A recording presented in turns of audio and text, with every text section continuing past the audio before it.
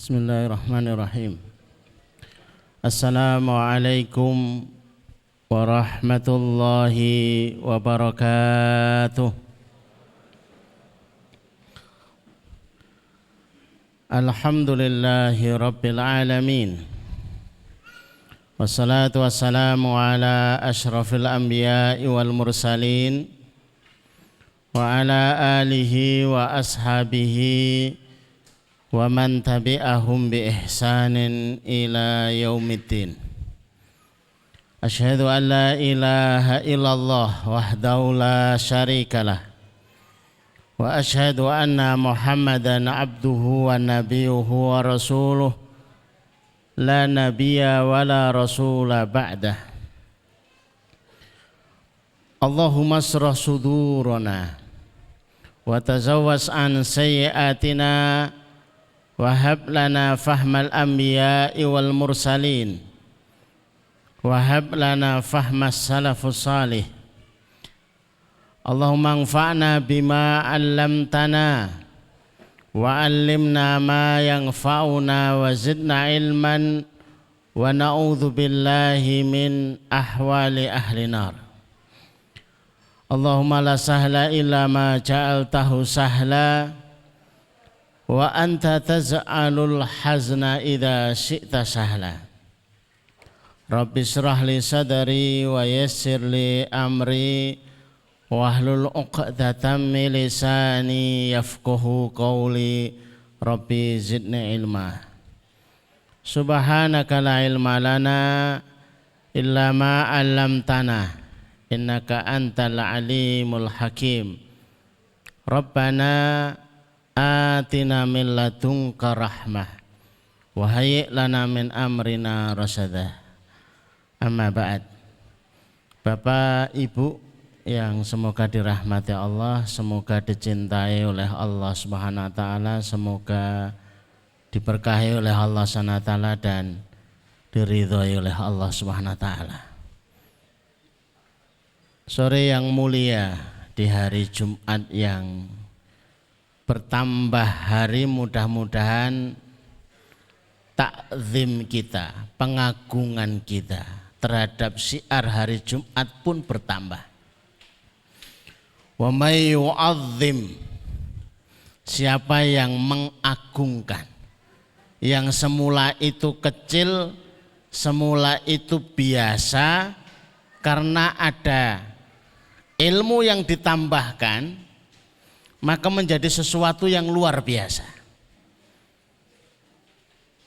Ada seorang anak seusia SMU yang setiap hari itu dipeseni ibunya, nak, neneknya dirawat, neneknya sudah enggak bisa jalan di atas kursi roda, jadi butuh perawatan ekstra. Hari-harinya itu diingatkan terus begitu ya. Lama-lama anaknya itu jengkel, ibu itu kok mesti saya terus toh. Kenapa enggak adik? Ini kan neneknya anak banyak gitu loh. Kenapa harus saya? Boleh jadi kita melihat sebuah aktivitas yang bersifat rutin, itu ada jenuhnya hati, kemudian merasa kenapa harus saya? Yang ada di hari Jumat itu kan banyak, kenapa harus saya terus yang diingatkan? Akhirnya ibunya angkat bicara. Nak, dulu rumah kita pernah kebakaran. Ibu bapak itu berjuang untuk menyelamatkan seisi rumah termasuk kalian. Kamu masih bayi waktu itu, nah. Ketika sudah merasa aman, betapa terkejutnya yang menurut ibunya itu adalah anaknya, ternyata yang digendong dalam selimut itu adalah guling. Salah ambil, wakil. Anaknya ketinggalan di lantai 2. Neneknya tahu serta-merta masuk ke dalam rumah, tidak memperdulikan api yang menyala di dalam rumah, menerobos. Begitu cucunya ini sudah diambil, tanpa pikir panjang lompat dari lantai 2. Gara-gara itu kakinya patah. Anak ini akhirnya menangis sejadi-jadinya.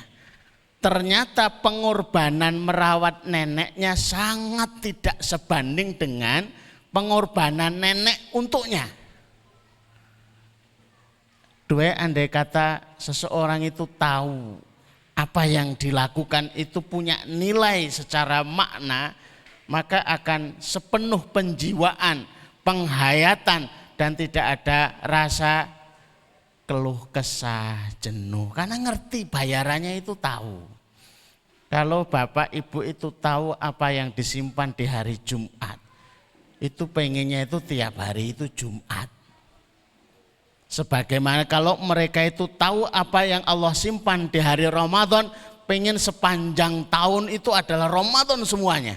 Tapi itu tidak mungkin.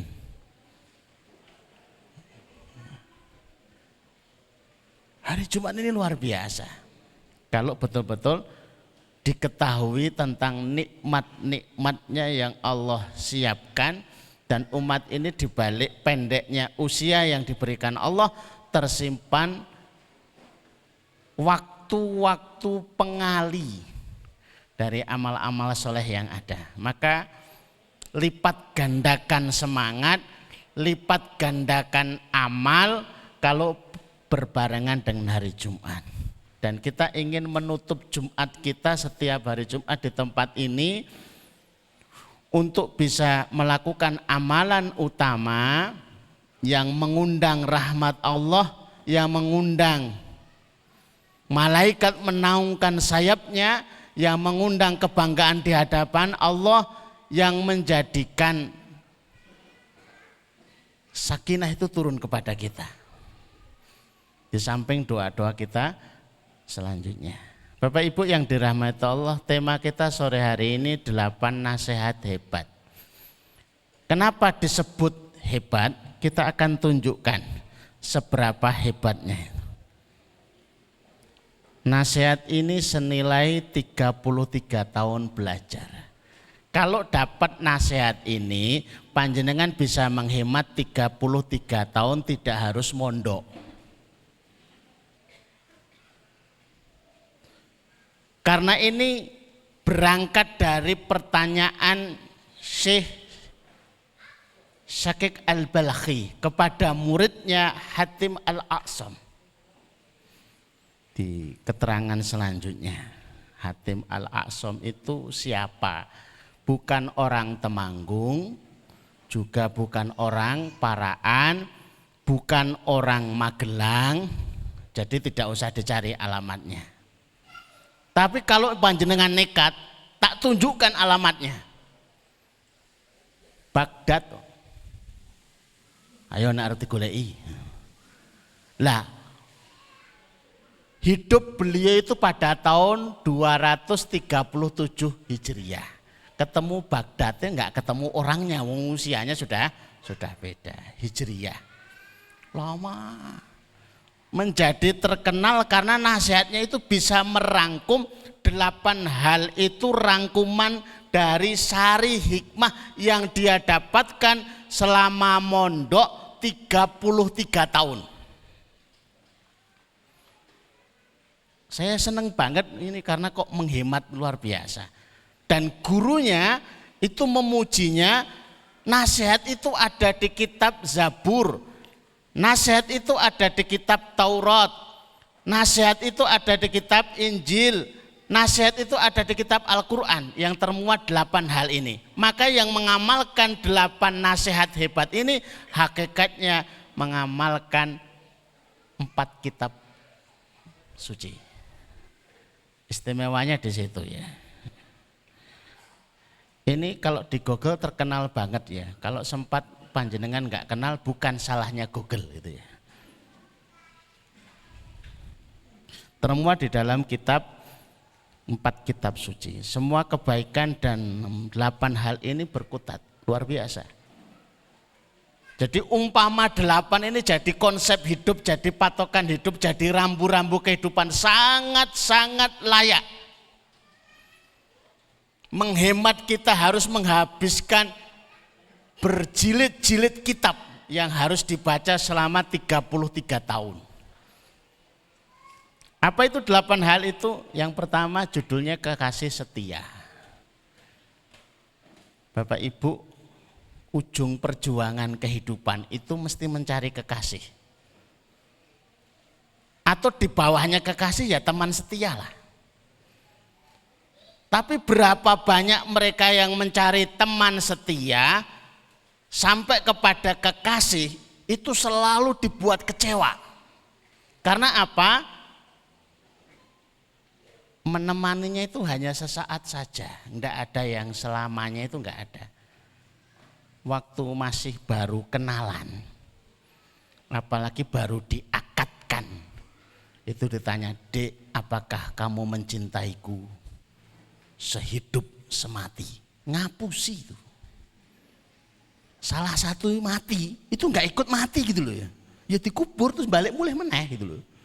Nungguin di kuburan saja itu enggak setia. Jangan percaya katanya cinta setia, ngapusi.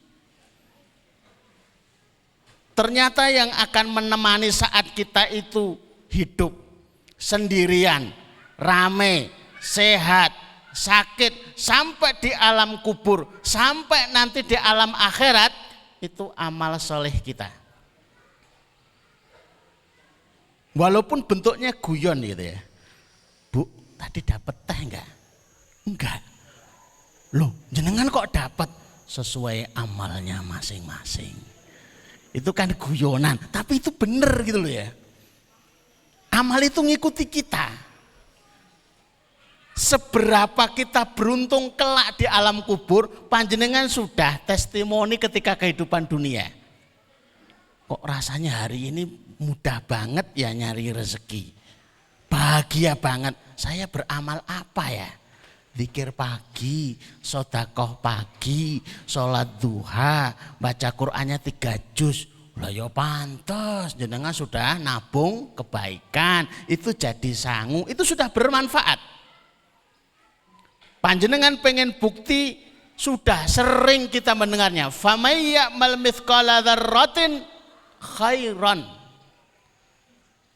Siapa saja yang beramal kebaikan setimbangan dzarrah, timbangan terkecil yang mampu ditimbang oleh manusia, ya rohu, pasti melihat. Jadi tidak ada istilah kebaikan yang muspro, sia-sia itu enggak ada, pasti ada manfaatnya. Membaca istighfar sekali itu sudah dilihat hasilnya. Apalagi 1000 kali lebih terlihat hasilnya. Apalagi 10.000 setiap hari, lebih kelihatan hasilnya, minimal kesel. Tapi kan hasilnya yang lain kan dampak-dampak kebaikan itu akan ditunjukkan oleh Allah semuanya. 3 orang itu tertahan di dalam gua yang pernah kami ceritakan. Kemudian bercerita kepada Allah dengan amal itu untuk menjadi wasilah. Ya Allah, kalau amalan ini mendapatkan ridhomu ya Allah, geser batu dari mulut gua sehingga kami bisa keluar. Geser sedikit. Orang kedua geser lagi sedikit. Orang ketiga geser batunya sehingga bisa keluar 3-tiganya. Bukti amal solih di dunianya itu bisa dilihat hasilnya. Seorang kakek usia 70 tahun bersama rombongan pemuda di atas kapal mendekat ke daratan kurang 2 meter. Tiba-tiba dikejutkan kakek ini melompat dari kapal ke daratan. Membuat takjub rombongan pemuda ini, kok bisa? Panjenengan itu sudah sepuh. Kekuatan dari mana? Kakek ini bercerita, waktu muda kami biasa menjaga anggota tubuh ini dalam ketaatan. Giliran kami tua, anggota tubuh dalam ketaatan inilah yang gantian menjagaku. Dunianya kelihatan. Di alam kubur barzahnya kelihatan. Puncaknya di akhirat. Mereka yang mengira amal soleh kita itu akan dipanen hanya di akhirat, kecewa. Di dunianya sudah kelihatan kok. Dan ditampilkan banyak ayat, banyak hadis yang bercerita tentang seperti itu. Nah, surat Al-Zilzalah ini. Maka aku jadikan amal-amal baik sebagai kekasihku. Sehingga ketika aku masuk kubur, maka kekasihku masuk ke kubur bersamaku. Kalau sudah dimasukkan ke dalam kubur itu Bapak Ibu, amal kita itu dibentukkan sosok. Kalau amalnya itu cantik, sosoknya cantik. Amalnya itu ganteng, bagus, dibentukkan sosok bagus. Amalnya kurang bagus, yang menemani ya jadi kurang bagus. Amalnya menakutkan, yang menemani sosok yang menakutkan. Kita sendiri kaget, siapa kamu? Gaya orang ngerti. Ini kan hasil daripada ulahmu. Loh, siapa? Amalmu. Loh kok elek? Loh rumangsamu apik apa piye? Itu ditampilkan semua itu ya. Ditampilkan. Maka sembari kita itu ngudoroso merasakan, oh hasil kebaikan-kebaikan itu sudah mulai dirasakan. Baik di pikiran padang, di hati lapang, di perbuatan itu jadi ringan. Itu yang pertama. Jadi jangan sibuk nyari teman setia, jangan sibuk nyari kekasih, tenanan menyampaikan cintanya yang ujung-ujungnya kecewa. Jadikan amal soleh itu kekasih kita, teman setia kita, karena ujung-ujungnya yang memanen itu kita, tidak terpisahkan. Sebaik apapun teman, sebaik apapun kekasih, terpisahkan. Paling tidak di alam kubur itu sudah semuanya pulang semua. Ditinggalkan di liang lahat itu siapa yang mau menemani? Enggak ada yang mau dikubur bersama mereka yang sudah mati. Yang kedua, nafsu yang dikekang. Ketika melihat firman Allah surat An-Nazi'at ayat 40-41. Wa amma man khafa maqama rabbih wa nahan nafsa 'anil hawa fa innal jannata hiyal ma'wa. Siapa-siapa yang takut kedudukan Rabb-nya, takut kedudukan Allah, kemudian mengekang hawa nafsunya, memperturutkan nafsunya. Nafsu itu punya keinginan, keinginan nafsu itu namanya hawa. Maka digabungkan menjadi hawa nafsu, menurutkan keinginan-keinginan nafsu, itu mengikuti hawa nafsu, istilahnya begitu. Siapa yang mampu menahan, mengekang, menjaga nafsunya ini tidak diperturutkan, maka baginya adalah jannatul ma'wah. Surga yang sudah di-booking, sudah disiapkan. Karena tahu akan ayat ini, maka perjuangan hari-hariku adalah menundukkan nafsu.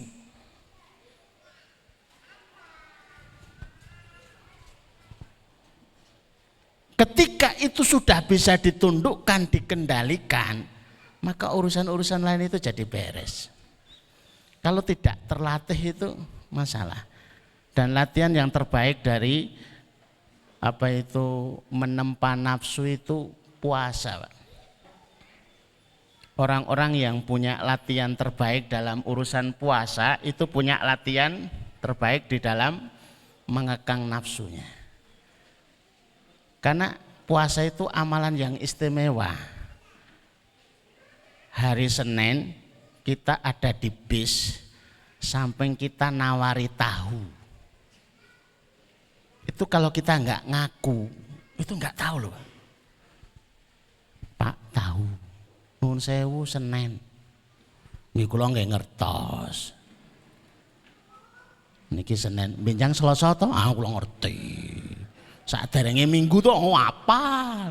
Maksudnya niku poso. Oh, poso nuwun sewu, mboten siyos. Kita sahur nggak ada yang ngerti kalau kita puasa.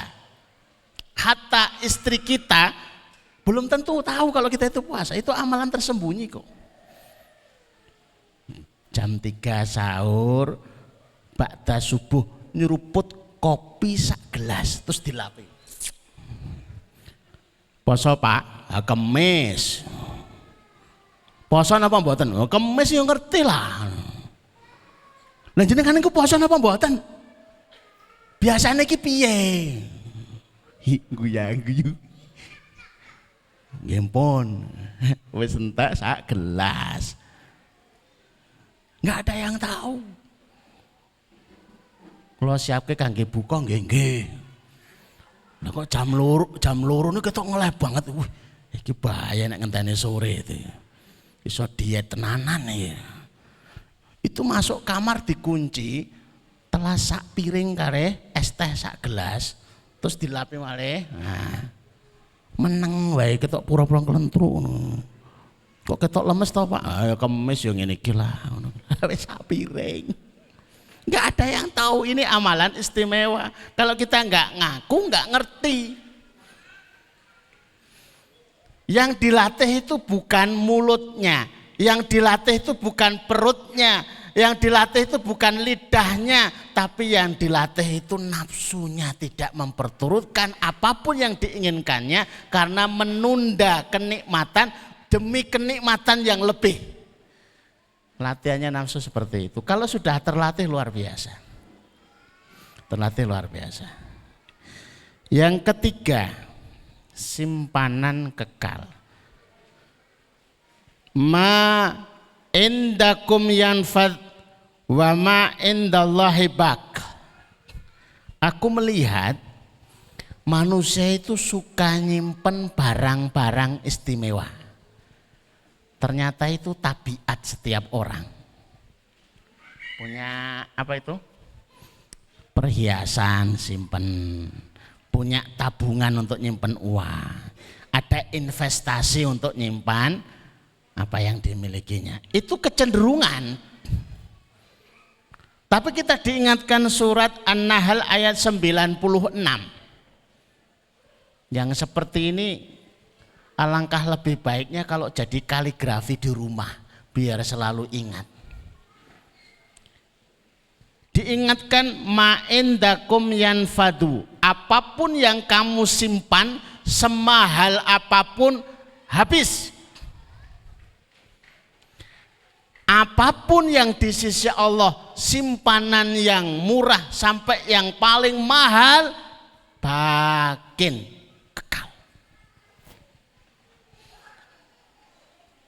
Maka sejak itu Hatim Al-Aqsam itu punya semangat diri dalam konsep hidupnya, nyimpen barang-barang mahalnya itu di jalan Allah atau dititipkan ke Allah. Enggak apa-apa Bapak Ibu. Akadnya itu, ya Allah saya nitip Innovanya ya. Nanti tak ambil. Orangnya masih di dunia, ada titipan Innovanya yang ingin disampaikan di surga. Ya Allah saya nitip HP ya, ini Android termahal. Ya Allah saya nitip sertifikat. Saya nitip ini ada emas berapa batang. Dititipkan. Tidaklah seorang hamba itu menitipkan tamroh, satu butir kurma kepada Allah kecuali Allah menerimanya itu dengan tangan kanan. Penghormatan, maha suci Allah dari butuh kepada hamba. Allah kaya, dunia 1000 kali lipat. Itu murah di mata Allah.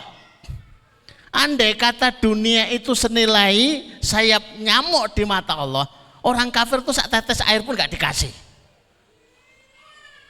Gak dikasih. Deman khusus untuk orang-orang beriman. Tapi ternyata enggak. Malah kadang-kadang orang kafir dapatnya lebih banyak. Dapat lebih banyak. Jadi yang disimpan di hadapan Allah itu luar biasa. Satu butir kurma saja diterima tangan kanan, kemudian dirawat sebagaimana kalian merawat anak kuda. Kalau bapak ibu belum bisa memahami dan menjiwai apa sih urusannya dengan anak kuda. Adik saya itu ternak kuda. Kalau ada yang betina, kuda betina melahirkan, itu senangnya luar biasa. Karena kalau sudah mulai bisa jalan, usia remaja, agak dewasa, itu tiap hari itu diamati, dirawat. Di samping harganya mahal. Memang nyenengke nih, Bu. Dirawat sebagaimana kalian merawat anak kuda sampai sebesar gunung.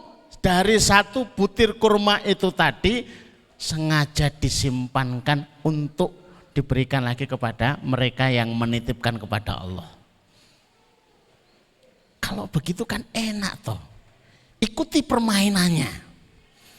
Ikuti permainannya. Yang kita titipkan kepada Allah, kalau itu adalah standar normal, itu dibalas 10 kali lipat. Manja abil hasanati falahu asru amthaliha. Itu normal.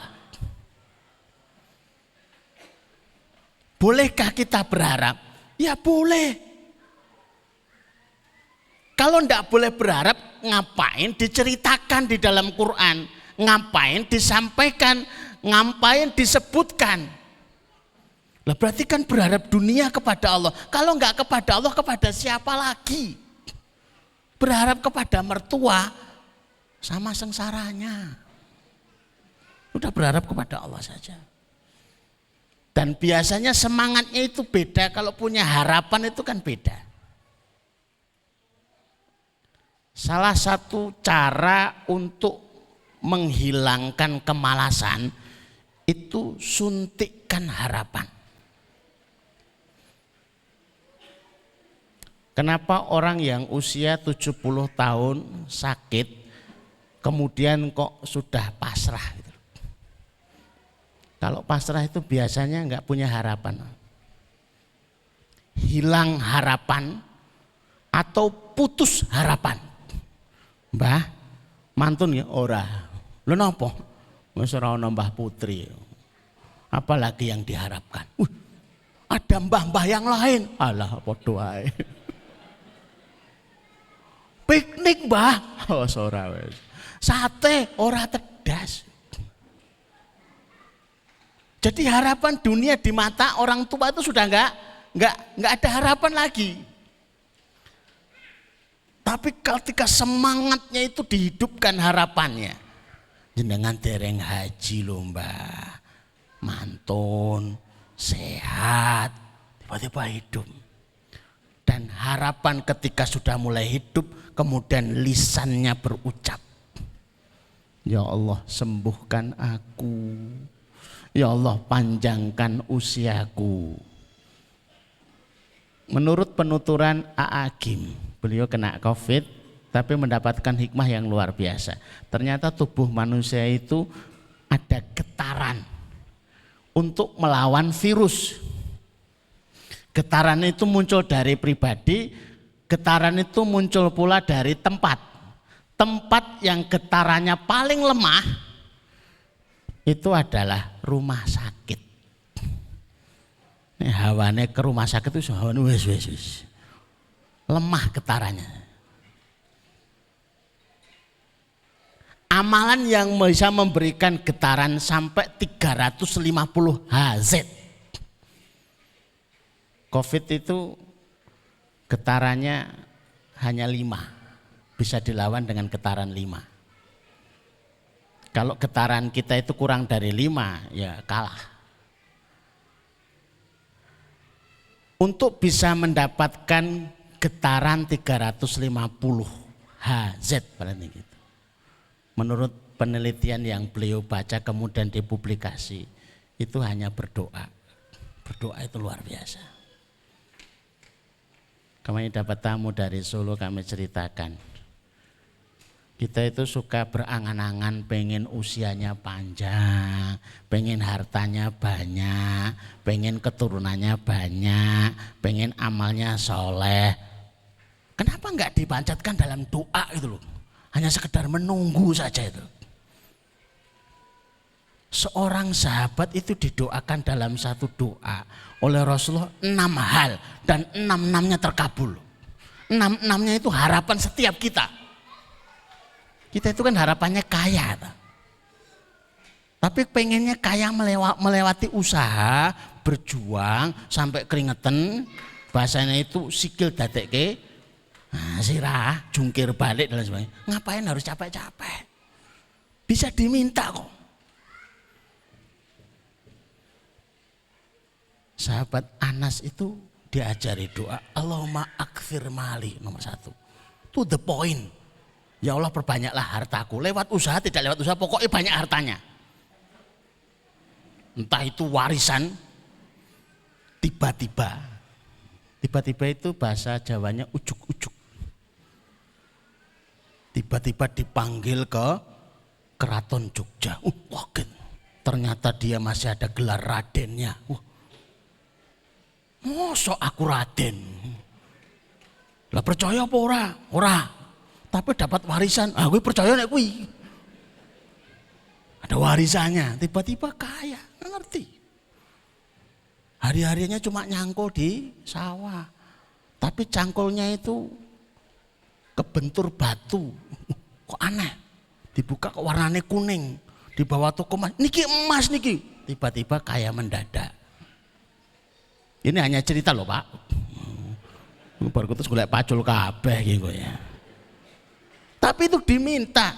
Saya sarankan Bapak Ibu enggak usah repot-repot.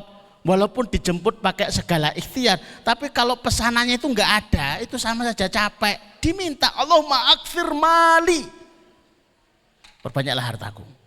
Sungguh panjenengan kaya itu lebih layak. Karena kekayaan di tangan orang-orang soleh itu arahnya juga soleh. Coba kalau kekayaan di tangan orang-orang zalim, ujung-ujungnya itu kemana toh? Buat maksiat. Panjenengan yang lebih layak. Harta di tangan orang-orang soleh itu lebih layak. Sehingga jangan berpikir mindsetnya itu ora apa-apa, yang penting zuhud. Repot. Kalau zuhudnya panjenengan itu jadi contoh itu repot.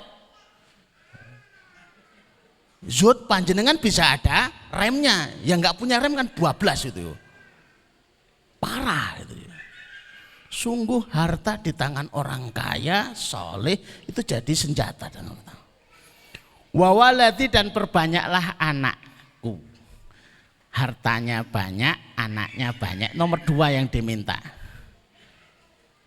Ibu-ibu panjenengan layak punya anak banyak. Kesel Ustaz, loro wae repot. Jenengan ku ora ngrasake nglahir kita. Ya ora mungkin toh, Bu. Tapi sekalipun gak ngerasa, ini nasihat. Kalau mau punya cita-cita anak yang banyak gitu loh. Sahabat Anas itu anaknya 143. Aja kok bojone piro? Saya enggak diundang. Jadi ya enggak ngerti. Yang jelas anaknya segitu banyak. Pema yang hafal Quran 100 saja kan sudah punya tabungan toh. Masa enggak masuk surga kan kebangetan. Apa niat anak-anak durhaka apa itu. Mau sudah punya simpanan sekian banyak itu. Allahumma akthir mali wa waladi wa barik li fi ma a'taitani. Ya Allah berkahilah semua yang Engkau berikan kepadaku. Saya bacakan agak pelan, saya yakin Bapak Ibu enggak hafal. Ditulis pun ya ora hafal, engko tetep ngubungi admin. Wingi sing dianu Ustaz napa wis biasa ngoten niku. Makanya sebut sekali apa rapal sepokoknya gitu aja, nanti tinggal hubungi admin. Barik li fi ma ataitani, berkahilah semua yang kau berikan. Berkahilah waktuku, berkahilah keluargaku, berkahilah usahaku, berkahilah semuanya. Lah yang nomor 4, wa atil hayati ala taatika. Panjenengan semua lebih layak usianya panjang. Jangan nggak dipesan, tolong dipesan. Kalau usianya panjang, ngajinya lebih lama. Jenengan pun pinten tahun, Bu? Ngaos ten bisa. Alhamdulillah Ustaz, ini tahun yang ke-100. Lho kok suwi men, berarti pinter. Nggih mboten. Lho kok mboten pinter? Lali. Kula niku mboten ngejar ilmu. Pokoknya datang di tempat, ditulis malaikat pun beres ngoten mawon. Jadi mintalah, daripada kita repot-repot. Oh, nanti gimana? Nanti ini pandemi ini sudah. Ya Allah, panjangkan usiaku dalam ketaatan. Loro opo ora loro, positif opo negatif, ora urusan, yang penting umure dawa. Tapi positif ben. Menurut laporan dokter-dokter itu yang positif lebih banyak lagi. Kala pandemi itu 93%. Ora kena positif penyakit ya kena positif hamil. Waduh wae. Tapi kita menghindari dengan sungguh-sungguh ikhtiarnya. Tapi kalau sudah kan, ya sudah, panjangkan usia kami dalam ketaatan. Nomor 4, nomor 5.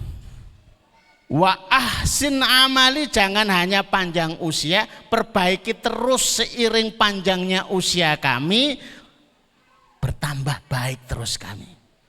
Dan yang keenamnya, waghfirli dikunci, ampunilah aku. 6-6-nya itu dapat semua. Anas bin Malik. Usia 100 tahun itu masih ikut daftar bersama Rasulullah untuk berjihad. Itu jadi apa tuh 100 tahun? Tapi kita bisa menyimpulkan tandanya beliau sehat, kuat, ada tenaganya. Tolong doa ini dihafalkan. Kalau kemarin tamu kami dari Solo itu sekitar 10-an, saya wajibkan. Ustadz mohon, ini sebenarnya enggak wajib, tapi saya sarankan ini menjadi doa wajib di sujud-sujud panjenengan yang terakhir. Sungguh kami berharap panjenengan semua juga seperti itu. Kami ingin panjenengan itu jadi orang-orang kaya, jadi orang-orang yang keluarganya besar, jadi orang-orang yang berkah semuanya, jadi orang-orang yang usianya panjang-panjang dan terus berbenah, terus menjadi tambah baik, dan terakhir kehidupan kita ditutup dengan maghfirahnya Allah SWT. Luar biasa ya. Umpama ditutup pakai itu saja, materi belum selesai, itu sudah cukup. Tapi karena tulisannya 8 ya saya teruskan. Nah, nomor 4, selama belum ada surat tilang, kita tutup. Surat Hujurat ayat ke-13 itu nasihat yang keempat. Inna akramakum indallahi atqakum. Pokok bahasanya di situ. Innallaha alimun khabir. Sesungguhnya yang paling mulia di antara kalian itu yang takwa. Berapa banyak orang itu pengen mencari mulia, terhormat, itu jalur yang dicari itu dengan beragam. Ada yang menelusur jalur nasab sehingga dia berbangga dan merasa terhormat. Aku ki turunane Pangeran Diponegoro. Kula niki turunane Habib. Lho kok saged? Habib kok pesek. Lah mbah kula jenenge Mbah Habib. Oh, tak kira Habib turunane Nabi. Merasa mulia dengan itu. Kula niku turunan kiai. Ndak nggih. Nomor pinten? Lah niku ketoke nomor 100 piro. Nah, ada yang berburu mulianya itu karena harta. Pengen tahu bagaimana orang berburu harta ini untuk mulia? Lihatlah pada hari Idul Fitri. Bingung motore kudu dijolke. Nek iso tahun wingi ki roda loro, tahun ini roda 4, tahun kemarin roda 4. Berapa Bapak Ibu? Tahun depan roda 5. Ojo sing ganjil-ganjil, repot ya. Roda 3 ki ya becak, roda 5 bemo, roda 6 truk. Wis papat wae. Itu pulang bawah itu merasa mulia gitu loh ya. Roda papat itu ya. Masya Allah anakku. Kemarin numpak Supra X sekarang roda papat. Alhamdulillah Bapak Ibu. Gitu kan piro, regane piro. Alhamdulillah. Iki rental apa tuku, alhamdulillah. Itu caranya begitu Pak. Jangan ngaku menjatuhkan harkat dan martabat. Wingi mobilnya Avanza. Lah kok saiki wis ganti meneh. Alhamdulillah. Alhamdulillah ini maksudnya apa? Kata Ustadz, tafsirnya terlalu banyak. Daripada repot mendengarkan tafsirnya, mending sudah berhenti saja, tidak usah diusut sampai mana. Ada yang pengen demi mulia itu banyak yang dicari. Harus nyalon jadi ini, kalau jadi pejabat kok kelihatan terhormat. Maka Allah umumkan, pemilik semesta ini mengumumkan, pemilik manusia mengumumkan, mulia, terhormat itu ukurannya takwa. Tidak usah peduli panjenengan sebagai jabatannya apa. Selama panjenengan bertakwa itu pun santai mawon. Kalau belum bisa beli yang roda 4 baru roda 2, nyantai mawon. Tidak perlu kita itu minder gitu loh.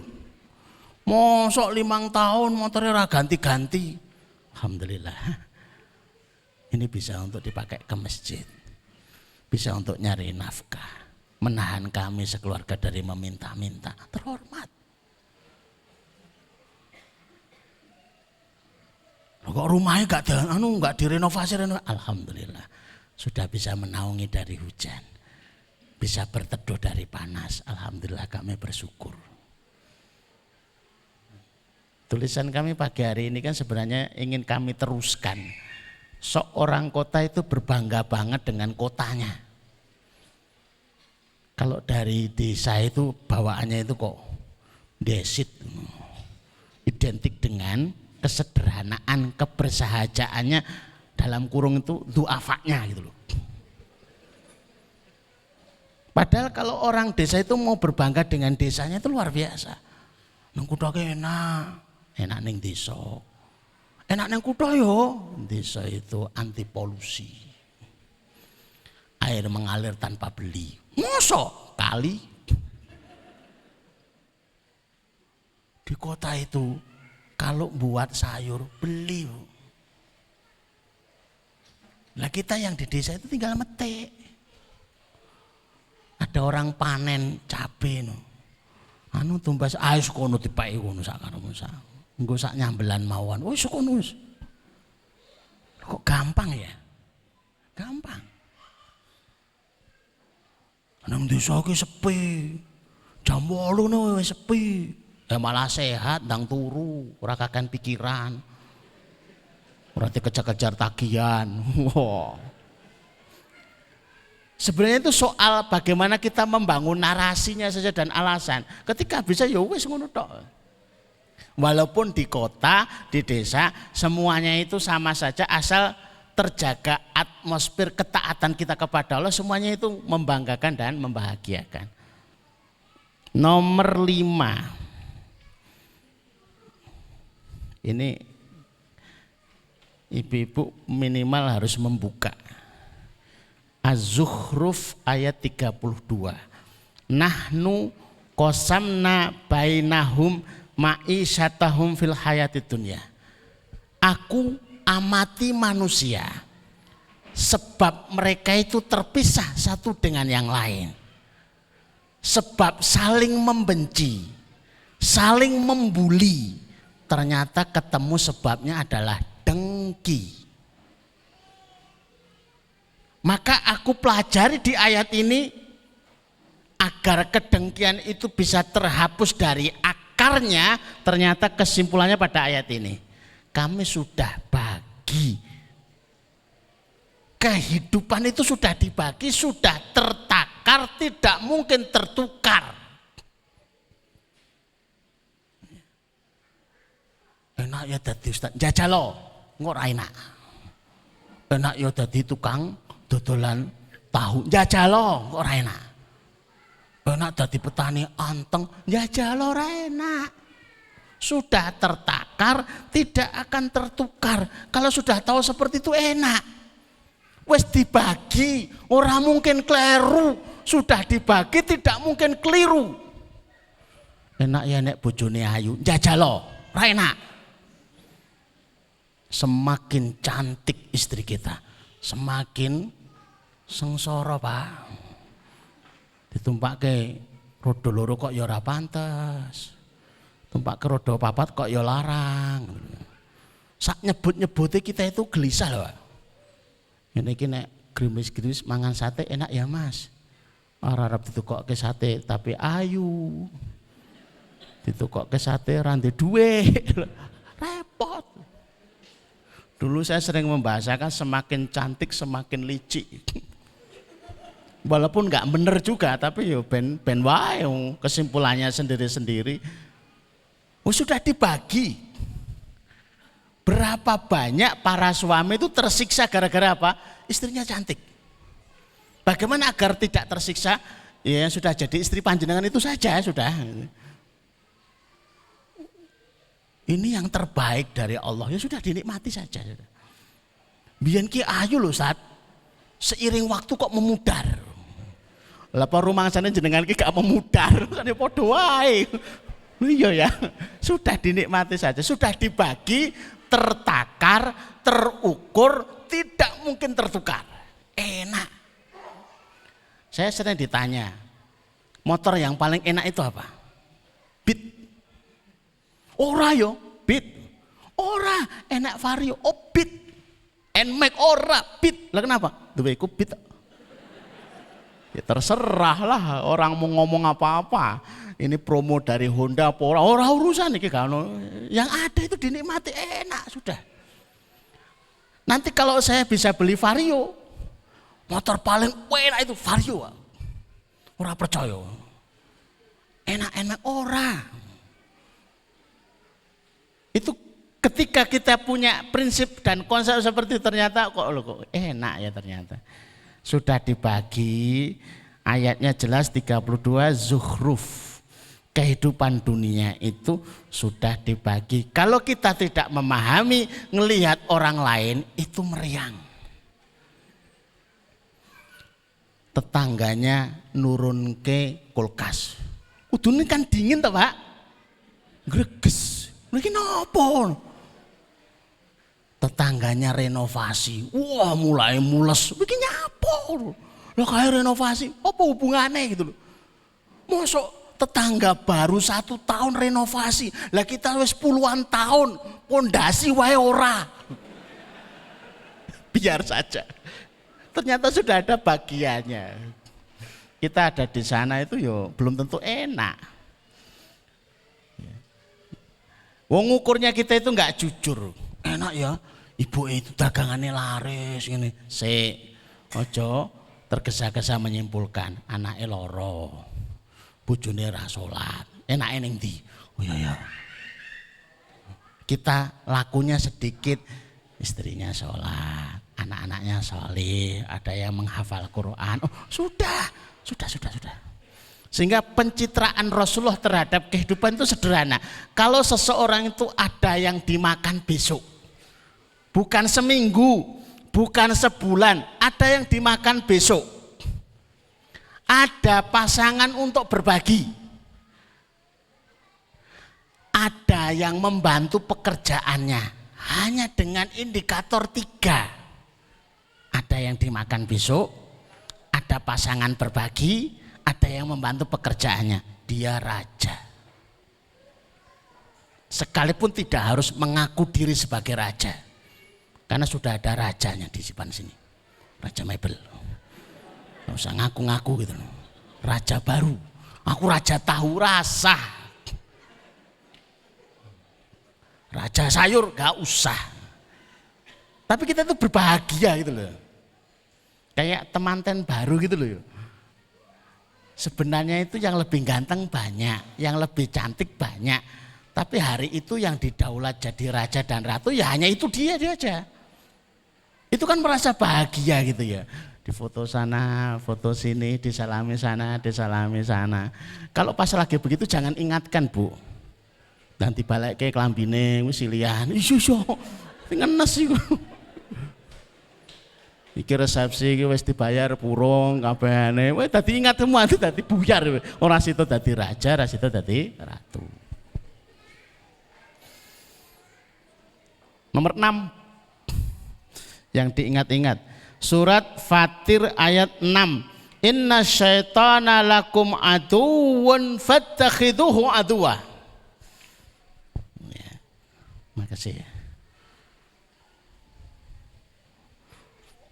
Sesungguhnya setan itu musuh, maka jadikan musuh. Jangan berubah status. Yang dilihat kalau kita itu sedang benci, bermasalah dengan orang-orang sekitar kita, ini setannya sedang apa? Karena biangnya itu setan. Ada yang marah-marahi kita. Setan ini lagi nyapo ya. Kita pulang dari ngaji, jan iki ya wis pamit sama suaminya. Mau tak ngaji sih ya Mas? Yo. Mulai-mulai mencucu, ora ngomong-ngomong. Lunga ning ndi? Gak izin. Loh. Sudah izin. Izin apa? Tak kira ning warung. Lah kok suwi? Itu yang difikirkan kita itu. Kok tiba-tiba nesu ki setane nang ndi ya ngono. Ki setane nang ndi gitu. Selalu ada setan yang jadi biang. Maka fokuslah lihat setannya, jangan fokus kepada yang ditempeli setan. Karena kalau setannya dihilangkan beres. Ibu-ibu kalau ngelepas anak, bapak-bapak kalau ngelepas anak, itu kan serba khawatir, deg-degan. Ingkuk dolane karo sapa. Maka daripada repot-repot, setiap ngelepas anak dipagari. Ini uidzuhu bika wa dzurriyyatahu minasyaiton. Doanya Maryam, doanya ibunya Maryam. Ini uidzuha bika wa dzurriyyataha minasyaitonir rajim. Aku perlindungkan dia ya Allah dan keturunannya nanti dari setan. Itu anak tuh terjaga. Karena biangnya itu setan. Kalau sudah diperlindungkan dari setan dia sudah beres. Nomor 7. Wa ma min dabatin fil ardi illa Allahi rizquha, tidak ada yang melata di muka bumi kecuali Allah jamin rezekinya. Sementara kita itu melata, yang disebut melata itu napak. Berapa banyak orang itu menghinakan diri demi untuk rezeki. Kadang-kadang gak jelas halalnya tapi diperjuangkan nibonangi padahal sudah dijamin oleh Allah. Kalau sudah dijamin ngapain kita itu menghinakan diri demi rezeki? Kalau memang kurang banyak ya diminta lagi. Kadang-kadang kita itu lupa prosedur ringannya. Iya karena butuh, iya karena stain, kepada Allah kita itu beribadah. Sembari itu kepadanya juga kita minta tolong. Jadi pertolongan apa yang kita butuhkan, kurangnya apa-apa, mintalah kepada Allah. Jangan menghinakan demi rezeki. Jangan membuat hilang muruah dan martabat kita gara-gara rezeki sementara sudah dijamin oleh Allah SWT. Dan yang terakhir, wa may yatawakkal 'alallah fahuwa hasbuh. Banyak orang bersandar kepada anak. Karena anaknya 3 putri semua, biasanya orang tua itu nyandarkan rezekinya kepada yang paling cantik. Yo, nduk, dirawat kecantikannya. Sopo ngerti bojomu ganteng sugih, iso ngangkat derajat keluarga. Kecewa. Jangan bersandar ke anak. Ada anaknya yang S2, S3, iki bakal sing ngangkat derajatnya orang tua. Jangan kecewa. Ada yang bersandar, aku duwe sawah 2 hektar ke mesti bakal, jangan kecewa. Punya toko bersandar, kecewa. Bersandarlah kepada Allah SWT. Jadi kalau anak-anak sudah diajarkan sandarannya kepada Allah, tidak ada yang perlu dikhawatirkan. Bapak Ibu, kami cukupkan singkat Mari kita tutup dengan doa kita. Bismillahirrahmanirrahim. Allahumma salli ala Muhammad wa ala ali Muhammad kama shallaita ala Ibrahim wa ala ali Ibrahim innaka Hamidum Majid. Allahumma barik ala Muhammad wa ala ali Muhammad kama barakta ala Ibrahim wa ala ali Ibrahim fil alamin innaka Hamidum Majid. Walhamdulillahi rabbil alamin. La ilaha illa anta subhanaka inni kuntu minadh dhalimin. La ilaha illa anta subhanaka inni kuntu minadh dhalimin. La ilaha illa anta subhanaka inni kuntu minadh dhalimin. Allahumma ya Rahman ya Rahim ya Hayyu ya Qayyum ya dzal jalali wal ikram.